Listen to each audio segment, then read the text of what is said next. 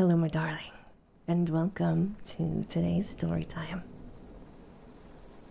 Today in the background, we have a creepy forest atmosphere.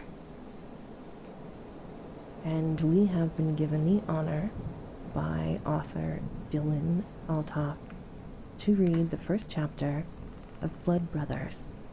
It's the second in the Werewolf Saga series. It's available on Kindle and paperback. There is the link. The first book in the series, called Beastborn, came out 3 years ago. Please visit Dylan's Twitter. He is a freelance comedian and also martial artist, and as you're about to find out, an incredible author. And now, on with our story time. Arthur's body slammed hard against the edge of the concrete ring, causing shattering pain to explode throughout his body, causing him to cry out painfully. His left eye was bruised and swollen. Arthur had only his right eye left to look through as he raised his head, doing his best not to fall unconscious. With a spitefully inspired heave, Arthur threw his torso forward, and he struggled his body into a kneeling position, his right hand resting on his knee, his left arm hanging limp. With that done, Arthur then attempted to raise himself and stand. Unfortunately, his body protested like a screaming child, and a surge of bludgeoning agony fired through his being with every twitch of his muscles. New to rest came the snarky voice of the werewolf who put him in his state, their sarcasm filling Arthur's mind with rage, causing him to growl a warning as he continued to try and stand. A swath of sweat dripped down his face, falling upon the dusty ground beneath him. Arthur was wearing a pair of thick, deep brown trousers, barefoot with no shirt. The bruises covering his visible body were extremely apparent. Black and purple painted Arthur's body like tattoos from his injuries. Were it not for the fact that only vampires can leave scars on werewolf flesh, Arthur figured he'd be riddled with permanent marks. Many a night in the recent months was Arthur's skin torn apart, his warm blood raining down upon him. "We're losing daylight," the werewolf taunted again, chuckling as he feigned a mocking yawn. Arthur couldn't help but roar hatefully at his opponent, his voice below bestial, like a snarling wild animal, riddled with ferocity.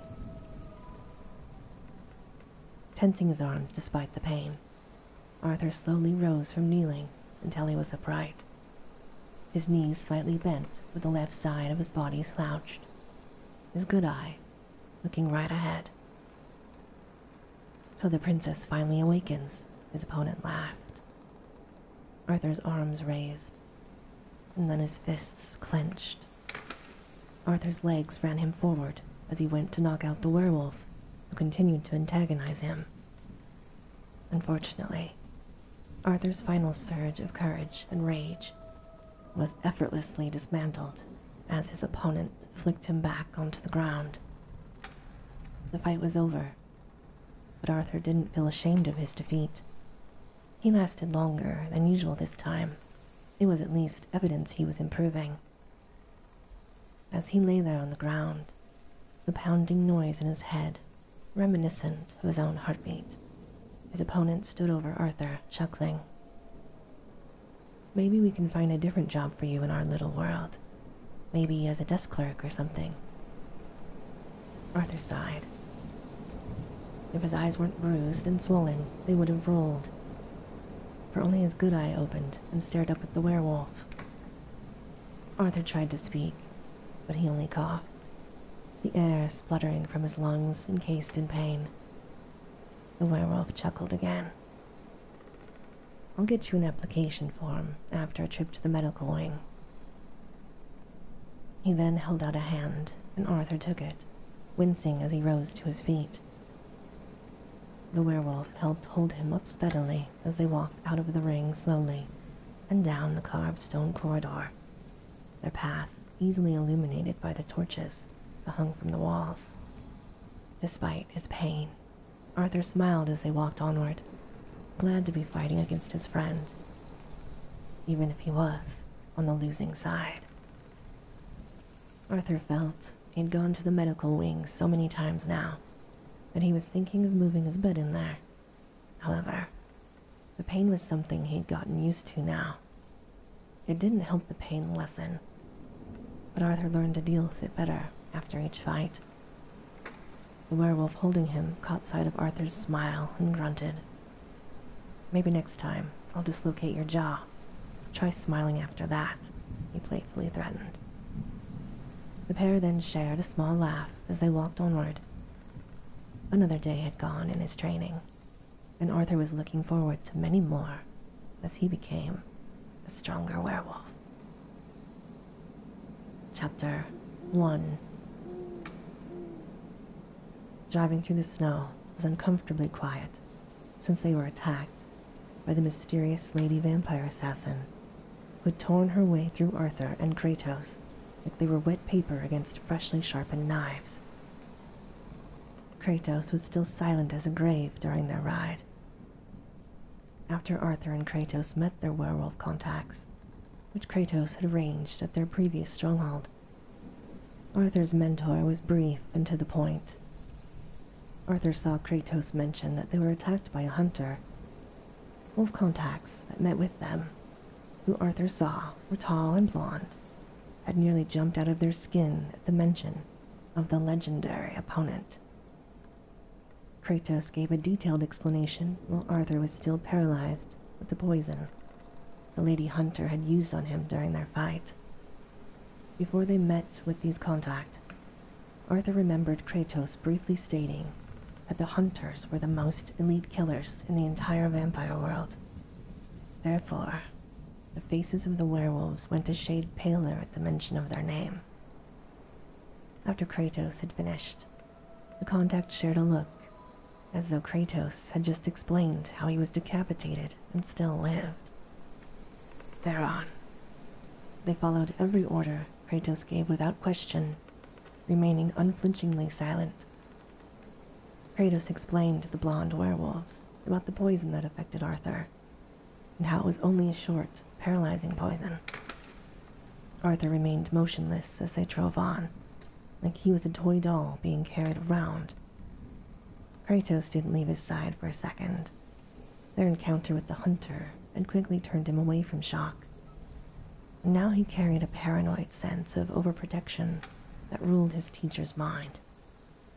If a single fly drifted too close to Arthur, Kratos would have instantly honed in on the creature. Arthur appreciated his mentor's concern, but the expression of crippled terror on his face put a pit in Arthur's stomach as they moved.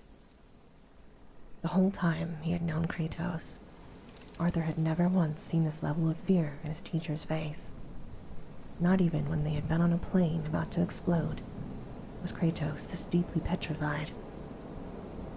The only time he could recollect seeing him close to this was after he passed his first meeting with his inner beast.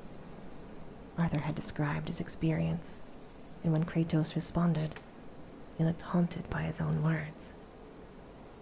After Kratos had picked up Arthur from the snow and drove the pair of them forwards, it didn't take long for the pair to arrive at their transport. A large, white, military-like vehicle was there to take them the rest of their journey. The werewolf that dropped it off said he would head back to the stronghold Arthur and Kratos had left behind to maintain radio contact for them. Kratos then carried Arthur into the back of the van and sat next to him as it then drove the rest of the snowy wasteland. As the van that carried the two drove on, Kratos said to Arthur that they were heading to the nearest access point of the werewolf kingdom. Arthur noticed that Kratos was keeping himself talking, like he was trying to distract his mind, then inform Arthur of any useful information. Kratos said that there are thousands of entrances carefully hidden all over Europe. However, after running out of things to say, Kratos' face slowly turned towards Arthur. His features were awash with concern for his pupil. His eyes, from Arthur's slump point of view, looked weird, as though he was having a million conversations with himself inside his mind. As the pair were driven onward, with only the odd bump from the snow bothering them, Arthur wondered if Kratos' inner wolf spoke to him as well. Since his first encounter with his inner wolf inside his mind, the foreboding beast had communicated with Arthur mentally. The monster even took control over his bodies in times Arthur was in peril. Arthur remembered Kratos said sometimes veteran werewolves had their inner beast take over as he did on the black van in the city when he went to save Kratos after his teacher was kidnapped. Since then, Arthur's inner beast had spoken to him like a central passenger within his own body. However, Arthur knew that the beast had made it blatantly clear the first time they met that it wanted control of Arthur's body for itself. Arthur made a mental note for when the paralysis wore off. He would ask Kratos about his thoughts, though he knew not to ask directly. Arthur didn't want to set off any more alarm bells with his mentor if it turned out this was another abnormality of his werewolf development, especially after his promise to Siren Glacier, the top scientist of the werewolf race, that he wouldn't say anything of her discoveries about him to anyone. Arthur didn't like deceiving his mentor, but he wouldn't break a promise, especially not to Siren. She was friendly to Arthur and gave him no reason to distrust her. However, there was a fearsome menace to her that Arthur refused to test. Arthur guessed, whatever reason her eyes were assorted colors from each other, it was not for peaceful reasons. Though Arthur was still only a kid, not much older than 12, he knew the werewolf blood in his body would age quickly, turning him into an adult in only a few years from where he was now. Kratos to Arthur was not just the man who had turned him into a werewolf and guided him since he left his home. Arthur knew Kratos was also his only friend in the world at the moment, and he wasn't going to throw that away without a fight. Arthur knew he would keep his mouth shut, especially while presently unable to move or speak. Arthur then pondered what other werewolves he would meet in his Crimson class training. He knew that the Crimson class was the kind of werewolf Kratos had often described Arthur as being, with his teacher being Shadow class. All of these terms still hadn't been explained to Arthur properly yet, but Arthur knew that getting information out of his teacher was like prying molars from a rabid wolverine. Arthur speculated if the other recruits would be around his age or if it varied. Arthur remembered when he first joined up with Kratos and left his hometown that his teacher had said the werewolves gain recruits all the time. So, Arthur figured he could be training with full adults for all he knew if they were recruited at any time. However, Arthur doubted the werewolves recruited people who were too old, especially after Kratos explained how werewolves age more quickly than humans. How, for every year that passes for a human, is 2 years for a werewolf. The only other time Arthur had come across other werewolves was at a werewolf safe house, which was just a bar. It was there Arthur met Delphur Septus, a close friend of his mentor, and the man he had partnered with to rescue Kratos when he was captured after the bar had been attacked by vampires. Arthur didn't have any idea what to expect at the Wolf Kingdom, but he knew he would be pushed to his very limits. It was there he would begin his proper training, transforming his being from a cub into a wolf. A few hours went by before motion began to return to Arthur's body. He slowly began to bend his arms and legs, wincing as they were strained and achy from hours of stillness. Kratos' attention flickered to his student's direction constantly as Arthur moved his limbs. The last of the hunter's poison was working its way out of his system. Arthur cast a sluggish eye over his teacher. His mentor was sitting so still that Arthur felt if Kratos was painted gray, he could pass for a statue. Arthur gained further mobility and moved to stand up in the van so he could stretch out his bodily fatigue. Luckily for him, the van was driving steadily with only the odd bump and shudder, so Arthur didn't get knocked off balance. His limbs were protesting against the movement. It wasn't only the poison he was working out of his system, but his body was still also recovering from the fight with the hunter. She had taken much out of him. Even in his wolf-like state, Arthur had pushed himself past his limits to survive. Arthur knew all werewolves possessed an effective healing factor, but fighting the hunter had put a powerful perspective on Arthur. He had seen weak, vain, and rich vampires have humans with guns do most of the fighting. Even the 3 vampires Arthur helped Kratos against in the warehouse were weak, feeble beings.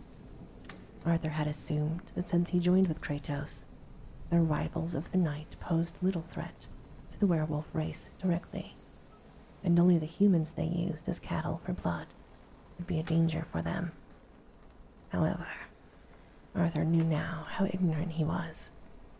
After facing the hunter, Arthur knew there were some vampires who could fight. That hunter would have easily killed Kratos and Arthur if she had wished when they were face down in the snow. For whatever reason, she didn't, and Arthur didn't plan to rely on blind luck to save his life again. On that thought, Arthur heatedly tensed his arms, then his legs. He was quickly checking which muscles were damaged. Some twinged and reacted sharply, but it seemed he wasn't too badly hurt. Odds were, if Arthur needed to be, he would be fighting fit in a few hours. Arthur then continued stretching and swinging his arms around, loosening himself up. Being paralyzed for that long made him feel stiff as a board. Feeling sufficiently flexible now, Arthur then sat back down and looked around the van. He wondered where the werewolves managed to acquire a van like this in such a place, and how they kept it working. He mentioned it to Kratos, trying to get his worrying friend to think about something else before he fretted himself bald. His mentor reacted with firm acknowledgement, raising his right eyebrow and looking in Arthur's direction. Kratos was perplexed by how Arthur wasn't puzzling as much as he was. Rolling his eyes, and assuming his protege simply didn't understand the gravity of the situation, Kratos answered, "We have certain technological advancements over humanity, all of which are creations Siren manufactured for us over the years. This truck, as well as other machinery, has been modified in a way so they can function in even the worst of the elements." Arthur hummed with intrigue, though he knew next to nothing about machines or technology, so he just nodded along and didn't ask any further questions. This was mainly because Arthur felt he probably wouldn't understand the answers if they were given. Another thought then suddenly sparked in Arthur's mind. He asked, "What other things do the werewolves have that humanity doesn't know about?" He caused Kratos to stroke his chin for a few seconds before he answered.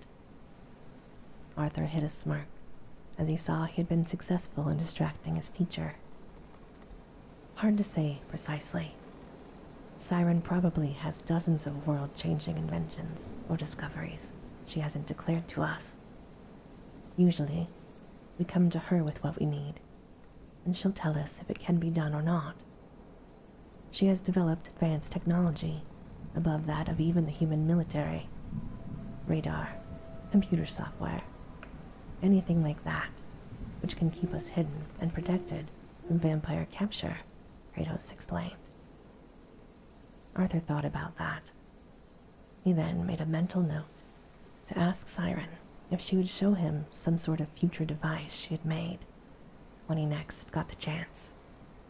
Kratos saw Arthur lost in thought and waved his hand dismissively. But don't bother yourselves with such things. Crimsons won't be working with such complexities anyway. That's more Shadow Class territory, Kratos snorted before crossing his arms.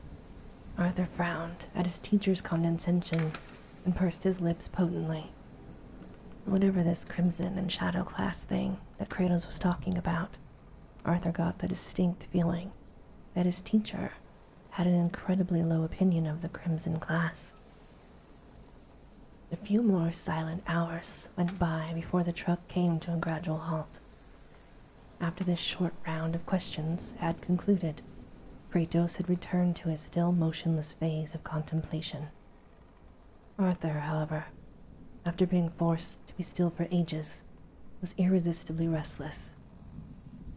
Arthur walked around the small, black space of the van in circles endlessly, unable to keep still despite being constantly off balance as the truck bumped and shook during the ride. Arthur tapped on the sides of the truck when he walked back and forth, irritating the hell out of Kratos, which Arthur quickly noticed. After a few minutes of his tapping, Kratos developed a small twitch in his eye with every tap. Arthur, seeing this, only did it for around 20 more minutes after that before stopping. As the van stopped, Kratos stood up mechanically without pause, as though he had been spring ejected from his seat. It crept Arthur out with how robotic his mentor moved. Kratos faced Arthur firmly, failing to hide his irritation for his student, who had just spent the recent passage of time infuriating him endlessly. Taking a long, deep breath, Kratos forced a smile. "Here we are, home sweet home," he declared. Arthur narrowed his eyes skeptically at Kratos and replied, "What exactly do you mean by home? I thought I was just training here," Arthur asked skeptically. Kratos rolled his eyes. "You are, but your training won't be done by the end of the week. This place will be your home for a long time until you're ready," Kratos answered, exhaustively. Arthur rubbed the back of his head uneasily, not sure what exactly his teacher was saying. Arthur figured, as usual, that Kratos was intentionally leaving out crucial details. "So I won't come above ground for maybe months on end? I'll go nuts living like a mole for so long," Arthur grunted nervously. Kratos laughed lightly as he walked towards the doors of the van. Arthur knew how much Kratos understood him after all this time. Arthur saw Kratos look at him with a strange smile on his face, like he was relishing Arthur's reaction to coming home. Kratos smiled warmly and put on a supportive and casual tone to put Arthur at ease. "You'll be fine. You won't exactly be bored, especially with the Eclipse Festival coming up. After you witness that, you'll certainly find yourself warming to our race's sanctuary." Arthur caught that last word and thought for a second. "Will we be safe here? Safe from the vampires and the—" Arthur didn't finish, not wanting to remind Kratos of the hunter after his mood had just lifted. Kratos sighed. "The hunters. Yes, we will be safe from them. On the entire planet, apart from maybe Siren's home. It's the safest possible place you can be from the vampires." That quelled Arthur's nerves slightly as he stood next to his teacher and waited for the doors to be opened. The two werewolves who drove them opened the back doors of the van, releasing Arthur and Kratos out into the open air. The air around them was still cold and biting, but Arthur was happy to see it was no longer the snow-ridden wasteland they had departed from. The ground was rough and solid like dried wood, but no snow was visible around them. No vegetation or even dead trees. were within eyesight. All the land appeared as cold ground and barren land to Arthur's eyes. He looked around studiously. The wind that blew against him was cutting deep into his bones, as though he was still in the heart of the snowstorm. The gust blew straight through his flesh, like a knife straight through into jelly, chilling him from the inside out. Arthur shivered instantly as he walked around for a few seconds, feeling slightly self-conscious, as neither Kratos nor the other two werewolves seemed even bothered by the temperature. Arthur stretched his legs and swung his arms around in circles. Now he had the free space to do so. Kratos followed out after Arthur, not even sniffing at the frigid air, and he instantly began trading words with the other werewolves. The sun was shining down on all of them, but the heat wasn't even reaching the top of Arthur's hair. It brought only light for him to see, and Arthur couldn't even feel a smidgen of heat to comfort his body. Arthur felt that it may as well have been a useless light bulb in the sky. He began rubbing his arms and looking out into the land. He squinted his eyes, attempting to see the faintest glimpse of the snowland they came from, but nothing was around in the far distance. He looked in every direction, seeking any signs of a city or town they would be close to, but there was still nothing. If the ground had been red and not brown, Arthur could have been easily convinced that they were all standing on the surface of Mars. Where the hell are we? Arthur thought to himself. He couldn't put a place in his head where they were standing in. He knew that the Wolf Kingdom was in Europe. They had come from a snowy wasteland previously, and Arthur seemed to recall from his studies in geography back in school that Eastern Europe was its coldest part. The plane crashed in that snowland, but it was hardly our destination. Where in Europe could this place be? Russia? That's a cold place, isn't it? Perhaps there. Or maybe... Arthur puzzled on. "Arthur, come this way," called Kratos, interrupting Arthur's train of thought.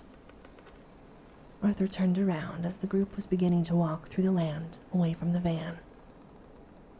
Arthur was about to question they were abandoning their transport, but he stopped himself.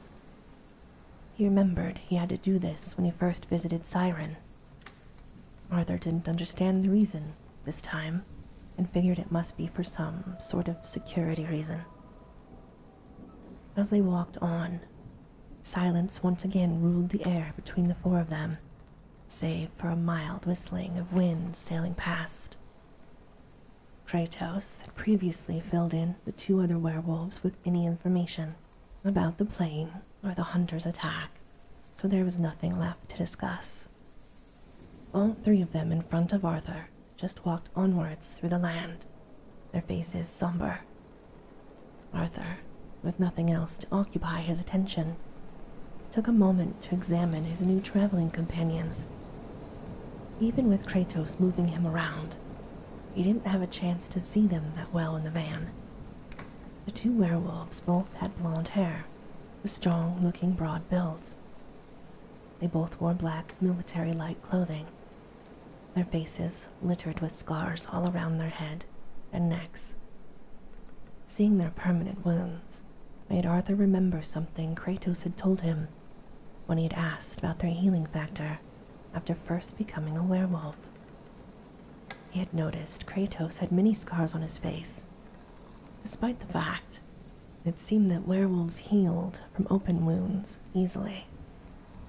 Kratos had told Arthur that werewolves can heal from almost any wound, but a scar given by a vampire from their claws or teeth stays with a werewolf for life. Recalling that, the number of scars they had along their faces made Arthur feel a bit safer. With so many, he assumed that they must be experienced and battle-worn soldiers. That thought sparked Arthur's curiosity as he then looked to his teacher, Kratos. Arthur knew the man, had seen many fights, and bared his share of scars too. Kratos had never shared the stories behind any of them before in their travels and training. Arthur made another mental note to try and find out what vampires gave Kratos his scars. Arthur then figured that given his teacher's secretive nature, he may just have to pry the information out of Delpher later on. He would gladly share the tales if it meant embarrassing his friend.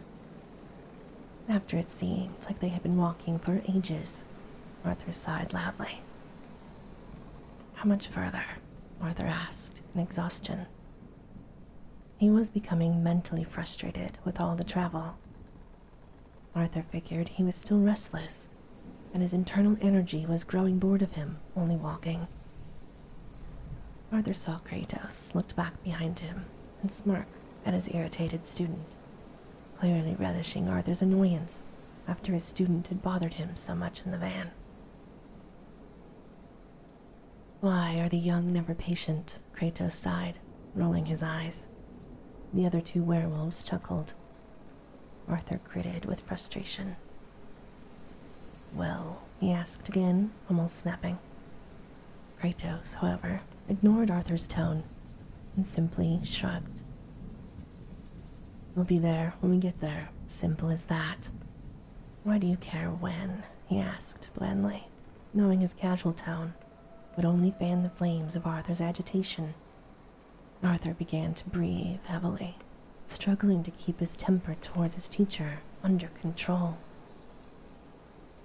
"Because why leave the van and travel on foot if it's still far away?" Arthur snapped, as lightly as he could. Kratos looked back at Arthur oddly for a moment, noticing his student's frustration and seemingly contemplating a different approach. "It is less noisy, Arthur. We're never sure what technology the vampires are using to track us, so we always take care not to give them an advantage by loudly traveling right up to our front door." Arthur thought on that for a few seconds, calming down. "But didn't you say the vampires know where the werewolves' main base is, anyway?" Arthur replied quizzically. Kratos smiled, looking glad that at least Arthur is retaining the information he tells him. "Yes, but we don't want them heading us off as we try and get in.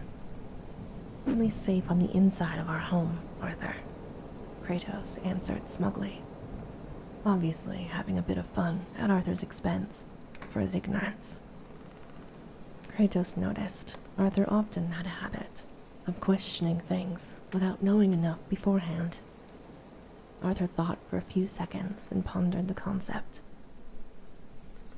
"Have the vampires never tried that before?" Arthur casually mused. The three ahead of Arthur then shared a look for a moment before Kratos answered solemnly. "Yes, they did." The vampire forces would deploy sentries with snipers camped to take out those using the entrances. They did that for quite some time. Arthur only frowned. Every answer only raised another question. "Then why did they stop?" he countered, followed by Kratos raising his hand as he continued walking, clenching his fist sharply. "Because we stopped them. First, we built new entrances for werewolves to use without fear of cowardly assassination. Secondly, we then sent off shadows to take out the snipers, leaving no one alive. After they tried it at other entrances, with only the same result each and every time, they scrapped their entire scheme. However," Kratos' clenched fist loosened slightly, letting his index fingers stick straight up. "Since then, we always take extra care when traveling to our home sense, because any carelessness could lead to other werewolves losing their lives. Something I'm sure you wouldn't want to be responsible for, right, Arthur?" Kratos challenged gently. He wasn't trying to put Arthur in his place, but as always, Arthur could tell he was trying to broaden his student's sense of perspective for his actions. Arthur nodded at Kratos and thought hard. He remembered when he was on the plane. One of the pilots had said that he and Kratos had a satellite tracking them. That must be how the hunter found us, he thought to himself. If they were still being tracked by such technology, Arthur secretly hoped he wouldn't be responsible for further deaths of those innocent at the hands of those who were trying to kill him. Arthur mentioned his fears to Kratos, but only sighed morosely back to him. It's possible. It's a fear we can never be rid of, but there's no other choice. The world, for now, is too volatile for us to roam freely. For now, Arthur, we are only safe in the werewolf's home. If anything is waiting for us, we'll be prepared, especially with our backup here. The two blonde werewolves chuckled at Kratos' declaration as they kept walking. Arthur thought about what Kratos said, and he agreed.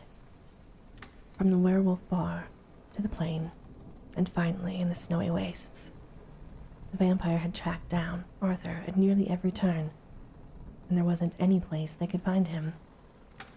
Except one option popped into Arthur's head.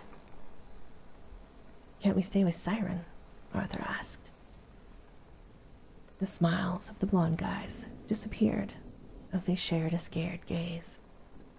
All three men then stopped walking at the same time. Kratos slowly looked behind his shoulder at Arthur, with a look as if Arthur had just asked him to swallow a live crab on fire. "Siren," he began, before trailing off, trying to find the right words. "She doesn't do well with long-term house guests," Kratos feebly muttered, before quickly refacing the front. Arthur frowned. He remembered Siren Glacier was an eccentric and almost ghoulish woman. Her laboratory was filled with severed and dissected limbs that would make a serial killer blush. But she was also perfectly civil, polite, friendly, and immensely jovial. "You mean she doesn't like having people stay with her?" Arthur asked back, trying to gain understanding. Kratos rubbed the back of his head uncomfortably. Arthur could tell that the last thing Kratos would ever want were to be for Siren to hear he stated something about her that was not accurate. Given how viciously she had reacted to Kratos' mild sass to her last time, it looked as though Kratos knew firmly how well she punished those who spread rumors about her. "No, it's not that," Kratos replied carefully, shivering at the mere thought of upsetting Siren. "It's just, she isn't exactly a person you can fall asleep around. I guess she'll probably try and dissect you in her sleep," he finished with a low mutter. Arthur's eyebrows nearly hit the sky. "What? She did that?" he screeched. Kratos tilted his head from side to side before responding. "Not exactly. I mean, the guy woke up before a scalpel even touched him." Kratos then chewed his cheek as he let that hang in the air. One of the blonde werewolves turned his head to face the other. "What did ever happen to James after that?" he asked. The man thought for a moment. "He asked to be redeployed to Asia, I think. I remember he tried to stop sleeping for a month."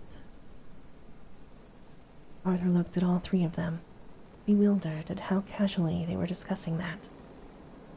"But that's insane," he exclaimed. Kratos looked back again with one eyebrow raised.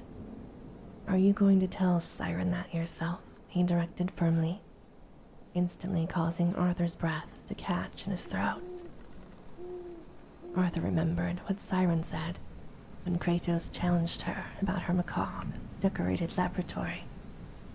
She had slowly cut his cheek with her nail, and then she instantly healed it with a single kiss.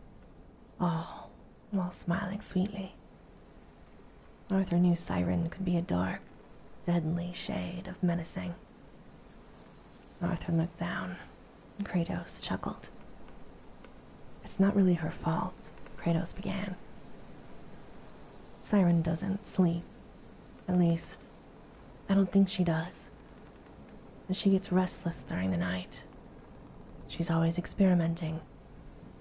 And when she sees a living vessel, she wants to try out her latest ideas, Kratos finished lightly. Arthur sighed, feeling defeated in his inquisition. Point taken. We'll stay at the Wolf Kingdom, Arthur mumbled, causing Kratos to laugh under his breath. Yes, because that was completely open for debate after all, Kratos muttered as they all continued walking on. The blonde from the right in front of him looked back at Arthur. Oh, you're from the UK, he noted. Arthur frowned, not sure how the man assumed that, wondering suddenly if he carried a distinct accent perhaps. Yes, why? Arthur asked back. The blonde werewolf chuckled. Only werewolves from there, called the Wolf Kingdom, he replied cheerfully. Arthur nodded, his curiosity once again piqued. What do you call it? Arthur replied. The blonde werewolf laughed again. Most werewolves drop the whole specific name thing after their training. But I would call it United Wolfland. Arthur nodded and tried to figure out where he was just from based on that. Once again, his lack of knowledge in geography was playing against him. Before Arthur could muster a guess, something struck in his brain. Kratos, what do you call the Wolf Kingdom? His teacher looked back at him with a smirk and winked. That's for me to know, he sneakily chided, before he turned his head back. Arthur rolled his eyes. Another question thrown back in my face by Kratos' mane, Arthur growled in his head. Arthur then wondered how many different names the Wolf Kingdom would have for other werewolves around the world. He wouldn't be surprised if they had people from every country in the world part of their race. His mind then drifted back to the blonde werewolf he had just spoken to. When he spoke, Arthur didn't detect a weird accent or anything distinct in his tone. His voice sounded like normal English to Arthur's ears, so it made it harder to pin a different country on the man. Arthur then recalled that Delpher also spoke similarly with no problems. It was strange to him. 20 minutes later, the three of them ahead of Arthur suddenly came to an abrupt stop. All three of them looked around and waited for a few seconds. They were staring intensely with their fists clenched. Arthur looked around nervously. He didn't see anything for miles. The blonde werewolf at Arthur's left sniffed inward loudly. He turned to Kratos sharply. You smell it too? The blonde werewolf asked, his tone no longer friendly. His composure had completely changed from chummy to murderous within a second. Kratos nodded slowly without moving a single muscle below the neck. Yes, Kratos replied darkly, his eyes sharp and focused. Hearing his teacher's tone turned Arthur's stomach to ice. He began looking around them rapidly, but he still saw nothing. Arthur sniffed the air again, but still sensed nothing. Arthur had a strange intuition his senses put him in danger, which only made his panic sense overload even worse that he couldn't see it. Kratos, what's going on? Arthur snapped frantically, struggling to contain the fear in his voice. Kratos, with his arm by his side, gently moved his fingers a few times. Arthur, come close to me. Do as I say, no matter what, Kratos replied quietly. Arthur didn't question or argue. Without missing a beat, Arthur slowly stepped forward until he was directly behind Kratos, was breathing rapidly. Arthur's mentor moved his arms over and over, clenching his fists, so he would be ready for anything. Arthur gazed out into the space once again, focusing intensely for the slightest sign of something that shouldn't be there. A second passed before Arthur's eye glimpsed a strange anomaly. He didn't directly see anything, but he could also see something wrong in the space around him. Directly in front of his eyes, the air in front of him seemed off. He saw everything properly ahead of him, the earth and the distance that ran for miles on, but there was something wrong.